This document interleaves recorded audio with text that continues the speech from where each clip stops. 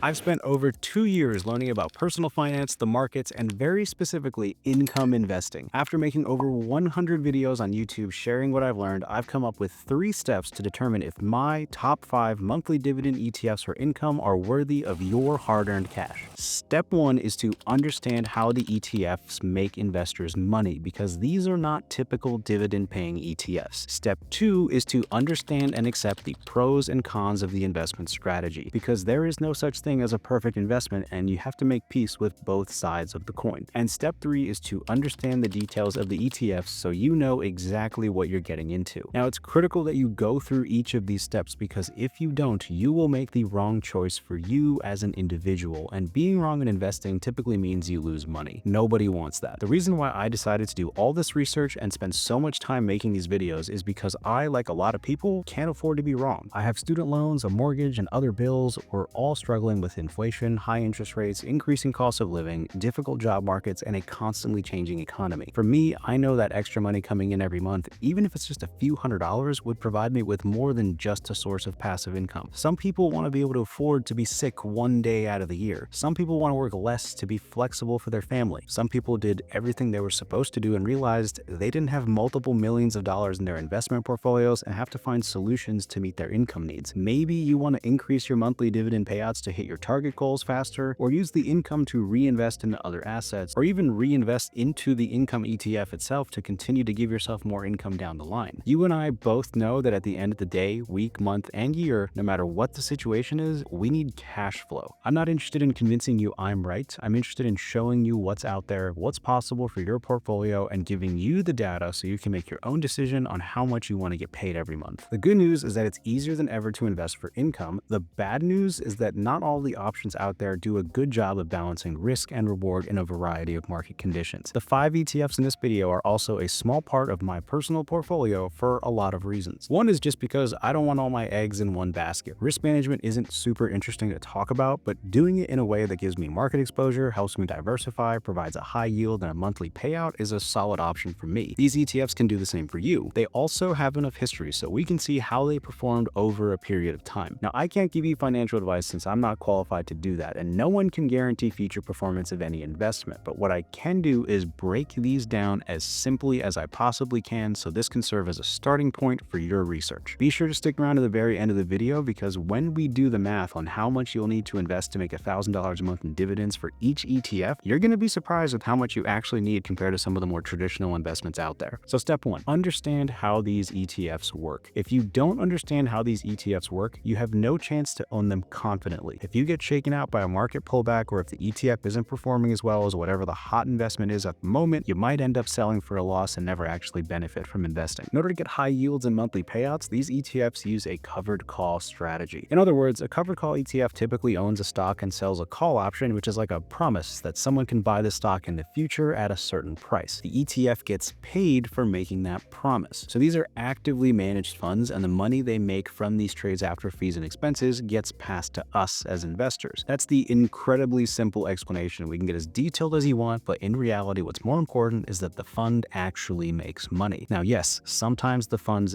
don't make money with these trades, so we have to figure out if the overall performance of the ETF is trending in the right direction. But don't worry, we can easily check the total return since inception of the fund and make sure our money is actually working for us, which we'll go over later. Step 2 is to understand and accept the pros and cons of the investment strategy. Even the S&P 500, aka the market, has its downsides, but there are upsides too. If you want to see if this style of investing works for you, you have to weigh both the pros and cons carefully and accept both sides, because you can't have one without the other. Let's rip off the band-aid. The first major drawback of these kinds of ETFs is that they will likely not perform as well compared to their benchmarks. This is because of the nature of the covered call strategy. It naturally limits the upside potential in favor of being able to generate a yield. Remember, the purpose of these investments is income, not max returns. If you buy the S&P 500 and it goes up in value, you still have to sell your shares to get the money from the investment. With these ETFs, money gets paid out regularly and you do not sell your shares to get it. The real trade-off is now versus later. Income now versus growth down the line. Generally, these ETFs are not as tax efficient as, say, a traditional dividend stock or ETF that offers qualified dividends. These ETFs pay out distributions predominantly from the options trades, and that makes them tax inefficient compared to other options. Now, of course, if you buy these in a Roth IRA account, that account does offer tax-free benefits since you funded it with already taxed dollars. But since some of us use traditional accounts, given the limits to how much we can contribute to a Roth IRA in a given year, this is something to be aware of. The ETFs are also actively managed and come with slightly higher fees compared to something like VTI or VOO. And the ETFs are subject to downward price action of the underlying holdings. So if the market goes down and the ETF is based on the market, you lose money. If tech stocks are doing poorly, so is the income ETF based on tech stocks. Then again, if everything is going down in value, what's the difference in what we hold, right? Now the fun part, the upside. These ETFs offer high yields, pay monthly, and serve as cash flow investments. They can lower volatility with the yields they pay out, so your portfolio, in theory, wouldn't bounce up and down in value as much compared to the indexes they're based off of, and they can help cushion your investment when the markets are in a downtrend. They can also go up in value with the markets to some degree as well. In addition, these ETFs give anyone access to a fund manager's ability to utilize options trading. You don't have to set up a formal agreement and tie up a ton of money to benefit from their experience. You can just buy the ETF and hold it for as long as you want. And because of that, you can sell when you want, so liquidity of your money is also a benefit as well. This liquid agreement with the fund managers also means you don't have to know how to trade options, manage any of the trades yourself,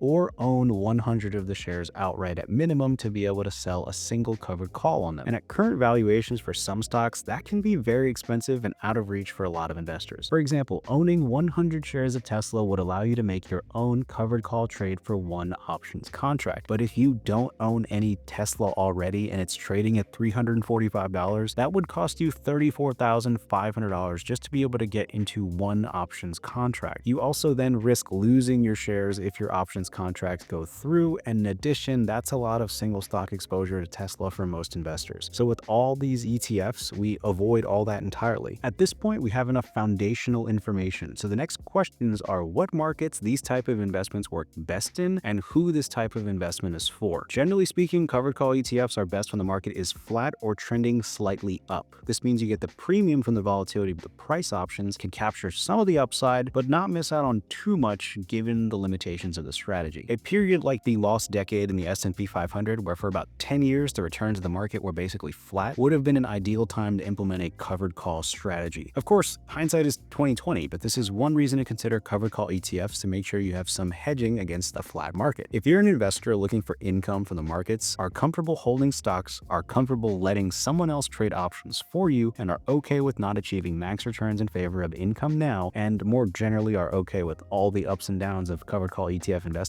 then this is something worth looking into depending on your needs and goals. If that's you, that leads us to step 3, unpacking the details of the ETFs themselves. Now that you've identified those ETFs might play some role for you in your investing, the details are critical to know because these are not typical ETFs. They have multiple layers to them and should be evaluated based on their returns since we're trying to get income from them and not lose money overall. First up is JEPI, or the JP Morgan Equity Premium Income ETF, and its goal is to deliver monthly distributable income and equity market exposure with less volatility. In order to do this, JEPI uses covered calls, specifically out of the money S&P 500 index options. Now what's special about JEPI is that it uses ELNs, otherwise known as an equity linked note, or agreements with third parties to make their options trades. So the trading strategy is not fully known, but the benefit of using an ELN is that the third party takes some of the risk off of the fund and offers some downside protection as well. JEPI's total return since inception of the fund is about 80%, which indicates overall the fund is putting cash in investors' pockets. And at the time of this video, JEPI's dividend yield is 7.4% and has an expense ratio of 0.35%. Looking at the monthly dividends historically, investors can expect a monthly dividend of somewhere between 30 and 40 cents per share. Now, as impressive as JEPI is, our next option has an even higher yield, which means you get paid even more for the same amount of dollars invested. ETF number 2 is JEPQ, or the JP Morgan Nasdaq Equity Premium Income ETF. Its goal is to deliver monthly distributable income and Nasdaq 100 exposure with less volatility, and it does this by using out-of-the-money Nasdaq 100 index call options. Like JEPI, JEPQ also uses ELNs for its trades. Its total return since inception is about 48%. It has a dividend yield of 10.45% and an expense ratio of 0.35%. Now, the dividends for JEPQ are significantly higher compared to JEPI because these options trades for this ETF use more volatile stocks. So as the price fluctuates up and down down more, this generates volatility in the options trades that the fund managers can then capitalize on. This is translated to investors getting historically about 30 to 40 cents per share in monthly payouts, but this has jumped to 55 cents and even higher some months. Our next ETF is one that takes JEPQ's strategy and concentrates it down even further for even higher income. It's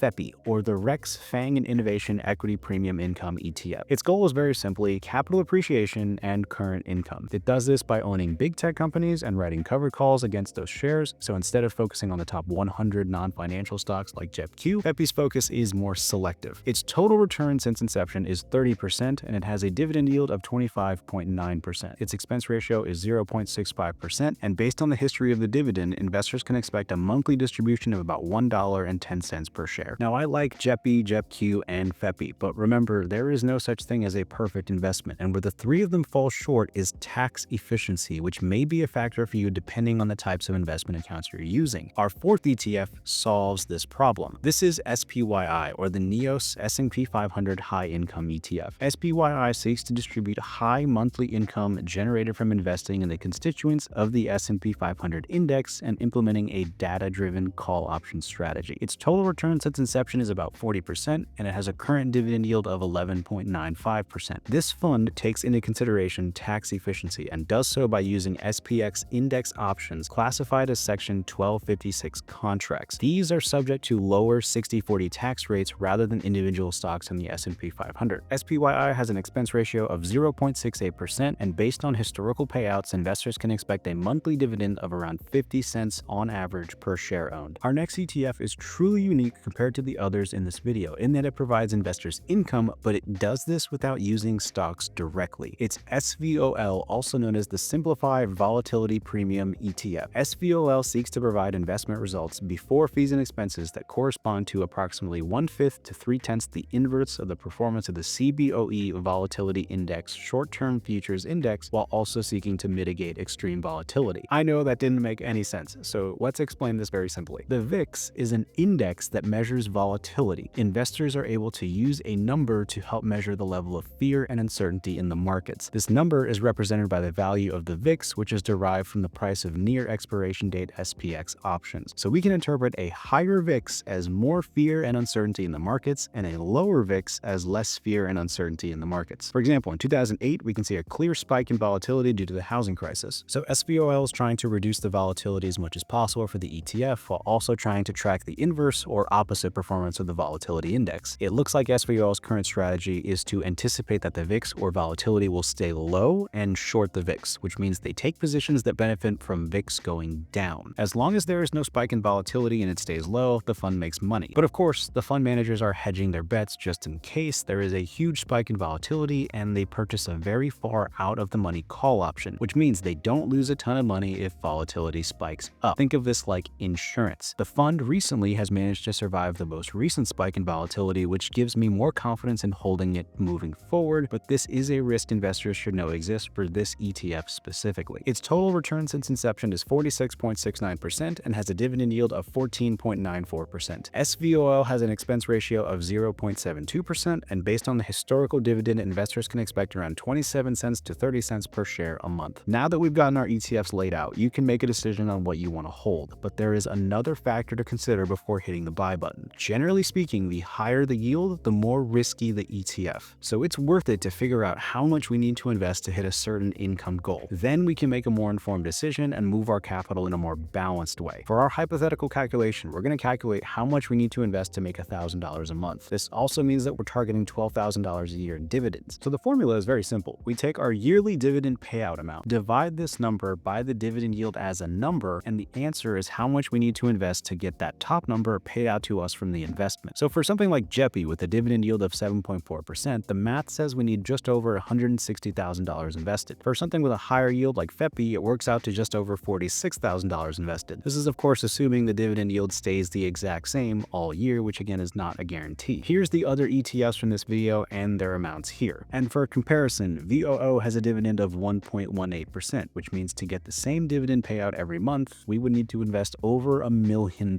So how much money you need to invest to meet a certain income goal doesn't depend on the price of the ETF, it depends on the yield.